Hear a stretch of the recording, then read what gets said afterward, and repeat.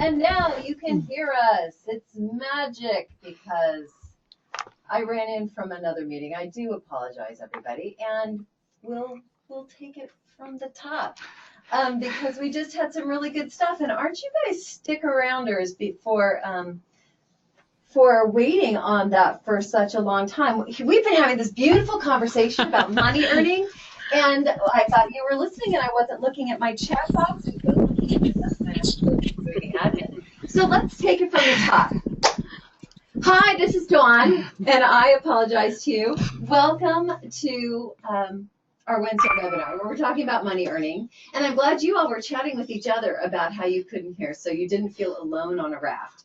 But Connie and Courtney and Connie is our Chief Advancement Officer here at Girl Scouts of Maine, and Courtney is our, I can't remember it. Marketing and Communications Manager. Marketing and Communications Manager. We are here to talk with us about money earning. And so let's just start from the beginning. Sure. We'll have a condensed version because we know that there's a lot to get in a compressed time. This is Connie, and I want to welcome everyone and thank you again for the opportunity to be here. I was talking earlier about the difference between money earning and fundraising. And the bottom line is, in money earning, girls have to do something. They have to make something, provide a service. They're not just there with their hands out for a donation. So we ask people to keep that in mind when you're trying to weigh an opportunity and determine whether, in fact, that is a money earning opportunity or a fundraiser. Certainly in this day and age, there's lots of people out there that are knocking at your doors, hoping that you will say yes to an opportunity for marketing because they're interested in making sure that their product or service is in front of the Girl Scouts. I also want to say right up front that if you have any question at all, please call me here at the office. Just ask for Connie and they'll put you through, and I'll be delighted to talk to you as to whether your project is one that crosses the line into fundraising. Right. And from the idea of money earning versus fundraising, money earning is so empowering for girls because they're actually doing the work, and then they have that pride of a good job, a job well done after they've earned it. So that's exciting. But the other day when we were chatting about this, and earlier today, you were talking about some different hot topic money earning opportunities girls have. So if you would recap those. I would be delighted. First of all, feel free to follow a Clink account. Bottle drives have often been used to create an opportunity for girls to serve their communities, and you can do that through Clink. So do not hesitate. The next thing that you certainly can do is that you can offer an opportunity. We were talking earlier about restaurants that are offering opportunities for girls or for nonprofits actually, to participate in a bring your friends and family and get X amount of the final total as a donation. That is allowable. However, there are a few caveats to that because, as you can imagine, the restaurant is really interested in marketing, and that's their sole purpose. And we don't want girls to be marketers for another entity. We want them to be out there talking about Girl Scouts and earning money so that they can participate in their community projects. With that being said, you can participate in these restaurant afternoons or evenings if you do a few things. Number one, you make sure that the marketing is really to friends and family. It's not to everyone on your the Girl Scouts family list, 10,000 people. It's not meant to create a flyer and put it in 10,000 places in your community. It's really meant to pass along as by word of mouth. Secondly, take that opportunity. And actually, you must take that opportunity to set up some sort of display in the restaurant or provide some sort of service in the restaurant that highlights your Girl Scouts. So that might mean having a display table with an indication of your projects that you've been participating in over the year, or what you're raising money for and how you think that that'll benefit the community. Anything that would be Girl Scout related could be on that table. And we were talking about that, Courtney just mentioned actually, that some troops provide services for the younger restaurant patrons. It might be face painting. Mm-hmm. It might be helping them create balloon animals. It might be something in that vein. So you can be creative with that, wear your uniform, be present, and show the community that Girl Scouts are out there doing great things. Right. So like if Mike's Cafe will let you come in and do an evening, and then 10% of the profit goes to the troop. And that's a terrific community outreach too.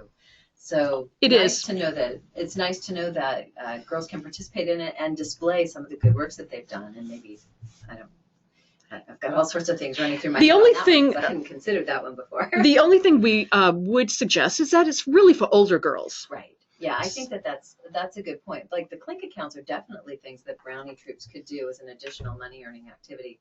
But for the bigger ticket and bigger presence money earning money earning activity, it's so much nicer for those older girl troops to have that opportunity to show what Girl Scouts can be. Absolutely. We talked about auctions the other day too. Did you want to say anything about auctions? Yes, I'd love to. We get this question many times. And as you know, Girl Scouts of Maine has its own auction every year as part of the Women of Distinction dinner. So auctions in conjunction with an event, we often hear that girls are having a spaghetti dinner. They'd like to have a small auction so that those in attendance can bid on an item. That is possible, provided that you walk through a few steps. Number one, again, it's meant to be a local event. So the outreach should not be online solicitation for gifts to be sent to the troop.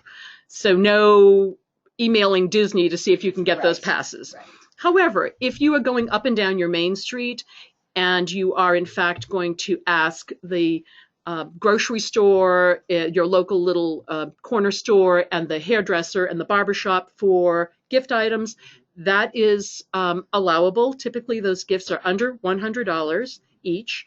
And in order to facilitate all of this and to make sure that we're not asking the same people, because again, we solicit for the Women of Distinction Gala, we ask that you send an email to the council, and you can address it to me, Connie Goulatis, and that email would contain the names of the stores or the businesses that you're going to solicit and what you are doing with that money, what you intend to do with that money, and in fact, if it's linked to a spaghetti dinner. And again, marketing, watch the marketing and make sure you're passing the word just as you would for spaghetti dinner or anything else by word of mouth to family and friends. Right. You're not taking out an ad on WMTW. Exactly. Exactly.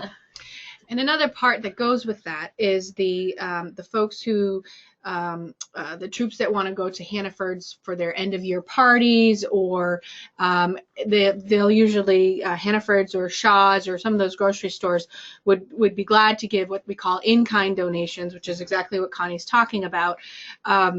They usually need to have a letter on letterhead saying, can you donate paper plates and cups to our event? And that's perfectly fine. You just want to contact us at the council, Connie as well, and we'll provide you with a letter that says, Dear Hannaford's, would you support Girl Scout Troop for their end of year ceremony? You know, that happens a lot. And like I said, a lot of the bigger corporations, the Hannafords, the Shaws, the Sam's Club, they all want to have an actual letter from the council so it looks official. So just contact us here at the office. We'll help you with that. We just want to make sure that we have the contact information for who you're actually asking for, as well as what you're asking for, and who the contact for the troop is. Make sure we have all that information. So the store manager and the address of the actual store. Right. Like the Hannaford in Thompson versus the Hannaford in Scarborough. Exactly. Exactly. And maybe Scarborough might have multiple Hannafords. I don't even know that. They probably do. The address is very important so that we know which one we're actually addressing it to. Yeah, I know we would go to the grocery stores when I was a volunteer and say, would you please donate the lemons, and would you please donate the sugar, and would you please donate the... And some grocery stores don't care. It depends on who you get at that day when you go into that store. Sometimes it depends on the manager, and even sometimes in the same store, sometimes people don't care. And so it's if you need a letter, contact us and we'll be happy to help you with that. What are some examples of money earning activities that you've seen or heard about that are very successful at the Brownie Junior level? And then what are some that you've seen that have been more successful at the cadet and up level? Well, many times we see for the older girls that babysitting events are very successful, very well received in the community as well. Movie nights as well. And for younger girls, I suppose the bottle collection and opportunities to do the bake sales and spaghetti dinners, those things are typically what girls are participating in. Although we must, and we also have got to we must remember that games of chance should not be part of this, or raffles of any sort. So no 50-50s Right. or bingo. Although somebody asked me the other day, and so maybe you can clarify, somebody was telling me about a bingo night that she went to, and I don't know who put it on. I don't believe it was a Girl Scout troop, but I don't know. It was a bingo night where everybody paid $5 to come in, and then they played bingo, but they didn't win a pot. They would win a prize if you won that round, so like a stuffed animal or a bag of candy or something. But it was a $5 entry fee, so it wasn't really a game of chance but I don't know. I think it's still, I think it's too close to the line, and because you are still gambling that you will win a certain prize. Exactly. So we would err on the side of caution there, and we would suggest that people not participate in that kind of activity. I think that it's nice to have it clean, make the right. We often get asked to, and I understand how this is disappointing to many troops, participation in walkathons, and a lot of that has to do with the fact that it is an advertisement for the other organization, a marketing opportunity for the other organization, a fundraiser for the other organization. And it's important as a nonprofit that we make sure that we stay within the bounds of what we're legally required to do. That doesn't mean that girls can't participate. It's just that they cannot participate as a troop. They can't raise money for it. But the participation usually in those things, whether it's Beach to Beacon or some sort of Dempsey, girls can provide phenomenal service on the sidelines by helping those who are participating, running, cheering, doing all sorts of things, and being there in uniform to make sure that people see them and appreciate that they're providing a community service. Yeah, being in the Lewiston area, we always have troops who do water, pass out water. Exactly. The bikers are going by and help us set up and clean up. And it's a nice community outreach. And I think that there are probably troops that also decide to designate money to donate, but they haven't gone out and said, we're raising money for this program, because that's what we can't do. Exactly. It's a slight distinction, and sometimes folks get confused by it, but I think what you just said was good. If the troop collects money in their cookie sales or their fall product sales or in their own activities, and they decide at the end of the year, we have a chunk of money we want to donate to the Animal Refuge League. That's perfectly fine. It's the going to the Animal Refuge League and saying, hey, we're raising money for the Animal Refuge League, where it's a no-no. So it's a good distinction. So again, car washes, yard sales, all sorts of things like that can be good for either one of those groups of people, troops, whether it's a younger or older troop. So we would encourage people to look at those opportunities first. Absolutely. Can I ask a question about the a-thon thing? And the question is I understand not being able to with Girl Scouts. Hello? I hear a little bit of sound. I can hear you. Try it again. I heard somebody talking. Say it again, please. I have a question about the a-thon thing. I understand about not being able to participate in somebody else's walk-a-thon or dance-a-thon or whatever, but are troops allowed to hold one for themselves? So Jen is asking if we can hold them ourselves. She understands not raising money for other organizations, but can we hold an a-thon ourselves, like a dance-a-thon or a walk-a-thon? I think that would be on a case-by-case basis. Because a walk-a-thon or a dance-a-thon can be a small opportunity, and it can be a very large opportunity. Those opportunities that would require runners in the streets of your town with police escort at corners to keep traffic at bay would be a no. That is more of a council-sponsored activity, and perhaps one of these days we'll have some sort of Thin Mint 5K, right? But I don't want to say no to opportunities that I may not know about. Right. So what I would encourage people to call and talk about their specific idea. So call you. Call me, because maybe a dance-a-thon would be okay under certain circumstances. But I'd like to hear all of the detail before saying no. Just giving holding the line at no. Well, and so many things come into the larger scale ones, not only the cost of permits, but insurance, because you have to take on a lot of extra insurance. And I don't know that our $5 Mutual of Omaha extra insurance is enough to cover some of that. So yay, the answer is not no, the answer is case by case. Case by case. And because many walkathons or bikeathons have a commercial product or another entity associated with them. So if this is purely a Girl Scout opportunity, maybe that would be just fine. Right. But I'd love to talk about it. Cool. I think the important part for that the walkathon thing is, like you said, I'm just going to reiterate what you said, was the permits, safety aspects, things like that. Anything that has to do with more of a bigger scale, and insurance is huge, because if you throw those big the Thin Mint sprints, like some other councils do. Yeah, Thin Mint sprints. That takes a lot of money, a lot of time, and a lot of effort. So it might be something that's not even worthwhile for a troop to do on a smaller scale. So I just want to kind of point that it's more legalities and insurance that makes that more of not more of a no for that one. And if you notice, the Thin Mint sprints and races around the country, those are held by councils. Right. Who have the insurance and have the manpower to create that. Doesn't mean that we someday won't have an opportunity to do that. We have not as of yet, but we've looked into it, certainly. Yeah. What else? What are some other things that you've seen work or that you're curious about?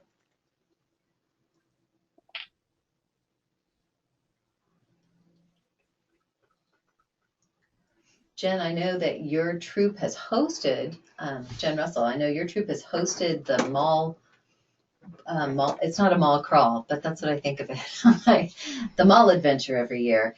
And does that end up being a money earning activity for your troop as well?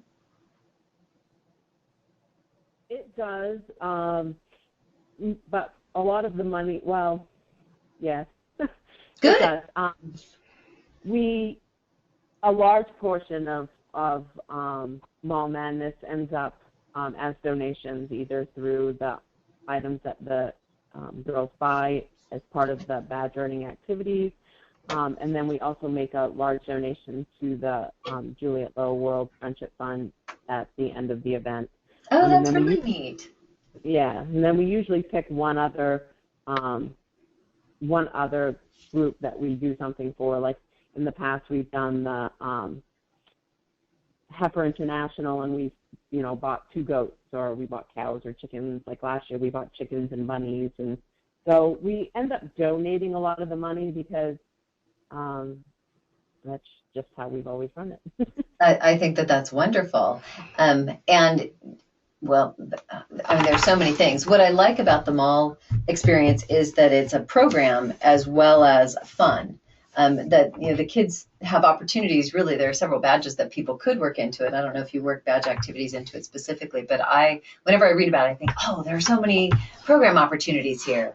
And I know that lots of older girl troops do put on program days, whether it's a badge day or I don't know, some other kind of an outing where the younger girls who come get to participate and they learn something, as well as their $5 to come for the day has helped to support the older girl troop and whatever adventure they're planning. So I like hearing that some of it's going to good causes in the community. We also want to remind everyone that one of the criteria of participating in money earning activities is participation in product sales. Mm-hmm. So you should stay in contact with your membership manager, make sure your membership manager understands that what you need the money for, and that you have in fact participated in the product sales prior to engaging in money earning activities. That's really a good point, because the troop does have to have participated in both money earning activities up to that point, both of the council sponsored product sales up to the point that they're doing the thing. So if it's December, you have to have participated in fall product sale, and if it's April or later, both of them. We were talking about that at a troop pathway training that I did the other day, and folks didn't realize. But what I love about the product sales is that girls are not only earning money for their own troop, and anybody who's talked to me knows I love the how many boxes of cookies is this activity going to cost way of looking at the world, but they also benefit other girls throughout the state of Maine. And really, with all that money staying here, except for the actual cost of the cookies, it's a nice opportunity for girls to see how they're doing good in their community. They're supporting other girls who are going to camp. They're supporting programs. And so I think that that's a nice introduction into being a member of a community, being a member of a society, and having a piece of that. The other thing I want to, and this is actually Courtney's area, but I want to remind people that when they do have activities, that Girl Scouts of Maine's logo and brand materials requirements must be followed. So contact Courtney, and maybe Courtney could speak to that issue a little bit. Yes, I get a lot of requests for using our logo, which says the Girl Scouts of Maine with the profiles, which are they call the faces. While that is not to be used other than by council for official documentation. We do have the trefoil available for folks who want to use it, and that's the trefoil. It's a closed trefoil. It kind of looks like a clover leaf, like the one I've got on the graphic. Like the one, screen. Exactly, like the graphic. That is available. Just you got to contact me and say what you're using it for, and then I can send you the files that you need for it. And some people use it for troop little things that they do, and it's been working out really, really well. It's just the official Girl Scouts of Maine logo is really only used by council. Also wanted to kind of, as an addition to that, if you're doing these types of events and you share pictures and you have things like that, you can also send all your stuff to news@gsmaine.org email, and we can share those on Facebook. We can save them for our Compass magazines, things like that, because we want to see what girls are doing, whether it's any activity, earning money, having fun, doing community service, that kind of thing. Definitely share those as well. That's my marketing plug right there. Yeah. Post it on the volunteer swap too, so that other volunteers are seeing it and saying, oh, wait, those girls did that. My girls could do something like that, because it's a surprisingly big state and you're not in competition with other troops. This is a very collaborative and exciting place. And what are we, like 11% of the population? We have 11% of the girls involved. There are 90% of the girls who are not involved in the state, and they need to see what's going on and say, Absolutely. Wait, I want to join that. Absolutely. The other thing I want to make sure that people remember is that commercial products, whatever you're doing, keep an eye out. Ask yourself, are commercial products being sold or endorsed by this activity? That usually will answer the question whether it's a fundraiser or money earner. If you are endorsing or selling a commercial product, then it's give an example. Like a Tupperware, Avon, Via Sophia. Right. Those items are being commercially sold, and that is a fundraiser. And it is a no-no. And it would be the same thing selling candy. Like my son in Boy Scouts actually sold Reese's and Kit Kats and things like that. But Girl Scouts, we don't do that. Right. Yeah. I had another one. Wicked Whoopies. We wouldn't sell Wicked Whoopies, but you can make your own Whoopies. Right. There you go. And they are big money earners. A thought that I actually had around the bake sales, one of the volunteers I used to work with, she saw us with a bake sale, and we had things marked for 25 cents and 50 cents and $1 and whatever. And she said, what are you doing? You just put it by donation and people will donate. And we thought, oh no, people are just going to take stuff for free. Oh no, people will give you $5 for a cupcake that you would have marked for 50 cents. It's hilarious. Yes, and actually, the same is true generally when you create an expectation and that all you want is 50 cents, then That's all people they're will gonna give you. people will That's meet all that it's gonna expectation. say, that's all you're worth. But yeah, if you say, well, it's what you think. Remember, it's all going for the Girl Scouts. Exactly. And that's a phrase that's been uttered a bajillion times at yard sales and bake sales around the state because people tend to be more generous when they recognize it as that. Any other thoughts, questions, brilliance that folks out in the ether have about money earning activities? Well, I had a question about money earning. Mm-hmm. There's 2 girls in our troop that want to do next year that training with it's $2,000 with the main guides. Oh, the summer program, the JMG program, yes. Can they earn money for that? They usually get their free week, but I mean, $2,000 is Right. still a lot of money. The free week's only going to cover not quite 25%. A quarter. I don't know why they Right. couldn't, because I don't know why they couldn't. To be honest with you, I'd have to confer with the membership and program people because they probably hold the key to that question. So we could find that out and make sure that it stays within what the program requires. Right. But in terms of, because again, you have to be careful that you're not raising money just for 1 or 2 girls. That it has to be raising money for the troop. If everyone in the troop were participating in something, then the answer probably could be yes, because they all are endeavoring to go to that camp. However, or to that experience. However, if it is raising for 2 identifiable girls, I tend to say the answer is no. Couldn't it be like the people-to-people thing? I don't know if any of the volunteers on the phone have heard about people-to-people, but when kids sign up to go on that, it costs, $2,000, $5,000, whatever to go, kind of like our destinations.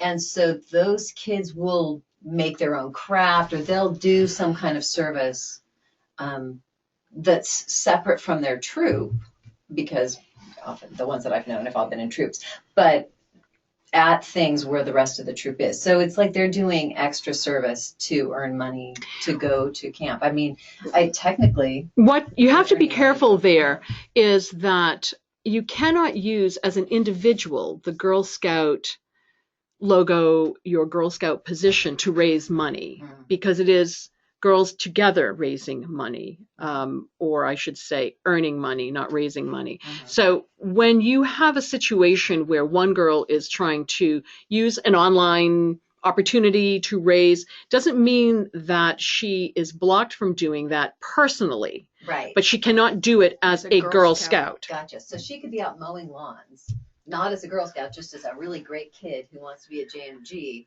and then use it to go to Girl Scout camp and the JMG program, right? Right, and she could tell people that she is raising money to participate in a program of that nature, but she can't leverage the Girl Scout aspect to create the opportunity for people to donate to her, and that's where it crosses the line.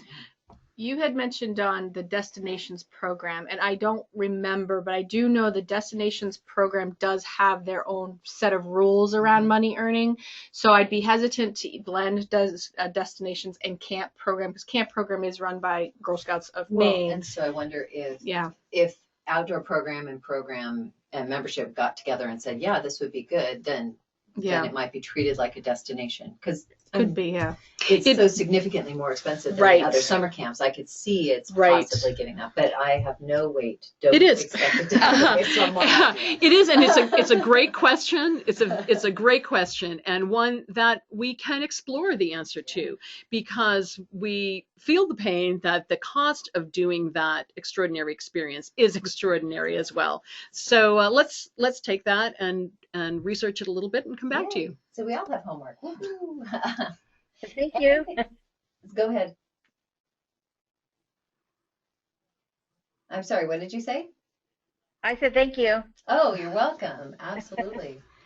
Does anybody else have any questions? Because we're just now at 30 minutes from the time that you actually started hearing our voice. And so the recording, Facebook and its limitations, the recording session can only be like